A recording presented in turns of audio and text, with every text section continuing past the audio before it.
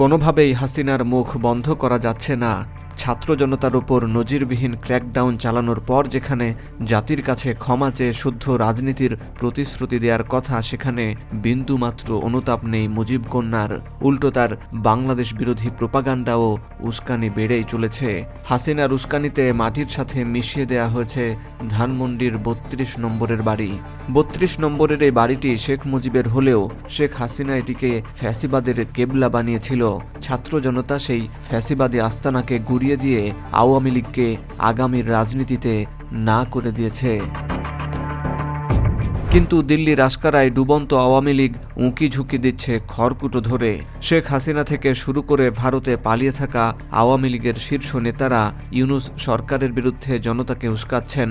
আওয়ামী লীগের পেজে লাইভে এসে মিথ্যাচার করছেন, এমনকি হুমকি দিচ্ছেন ছাত্র নেতাদের ভবিষ্যৎ দেখে নেয়ার। গত ৫ ফেব্রুয়ারি নিষিদ্ধ ঘোষিত ছাত্রলীগ ও আওয়ামী লীগের ফেসবুক পেজের মাধ্যমে উস্কানি ছড়ান শেখ হাসিনা। ওই দিন রাতেই ক্ষুব্ধ সাধারণ মানুষ ধানমন্ডি ৩২ নম্বরের শেখ মুজিবের বাড়ি ঘুরিয়ে দেন। এই ঘটনার পর ফের লাইভে এসে গলাবাজি করেন শেখ হাসিনা। কিন্তু ভারতের ভূমিকা এখানে বেশ ইন্টারেস্টিং। বাংলাদেশ নিয়ে এত আওয়ামী ষড়যন্ত্র সত্ত্বেও ভারত সরকার এতদিন মুখে কুলুপ এঁটে বসেছিল, অথচ জনতার হাতে ৩২-এর পতনের পর ঠিকই গলা উঁচিয়ে ধরেছে নয়াদিল্লি। রীতিমতো বিবৃতি দিয়ে নিন্দা জানিয়েছে ভারতের পররাষ্ট্র মন্ত্রণালয়। ভারতের গণমাধ্যম উলঙ্গ প্রোপাগান্ডায় নেমেছে।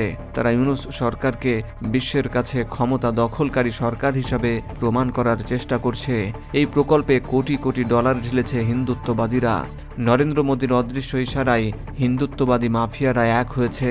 তারা আওয়ামী লীগকে ফের ক্ষমতায় আনার জন্য প্লট তৈরি করছে। এমন পরিস্থিতিতে আগামী সপ্তাহে ওমানের রাজধানী মাস্কটে পররাষ্ট্র উপদেষ্টা তৌহিদ হোসেন ভারতের পররাষ্ট্রমন্ত্রী এস জয়শঙ্করের সঙ্গে বৈঠকে বসতে চলেছেন।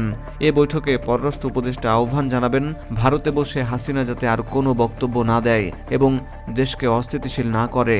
এটি হতে পারে নয়াদিল্লির প্রতি ঢাকার চূড়ান্ত বার্তা। বর্তমানে ঢাকা দিল্লির দ্বিপক্ষীয় সম্পর্ক টানটান উত্তেজনার মধ্যে রয়েছে। কলকাতা ও আগরতলায় বাংলাদেশ হাইকমিশনে হামলার ঘটনার পর সবশেষ ৩২ নম্বর নিয়ে ভারত সরকারের বিবৃতি আগুনে ঘি ঢালার মতো পরিবেশ তৈরি হয়েছে।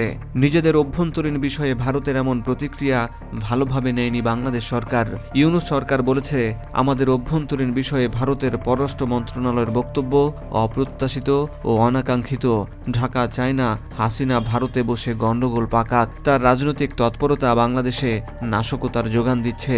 এ অবস্থায় হাসিনাকে থামানোই হবে ভারতের জন্য সবচেয়ে কঠিন চ্যালেঞ্জ। নয়াদিল্লিকে সর্বোচ্চ চাপে রাখার কৌশল হাতে নিতে হবে বাংলাদেশকে।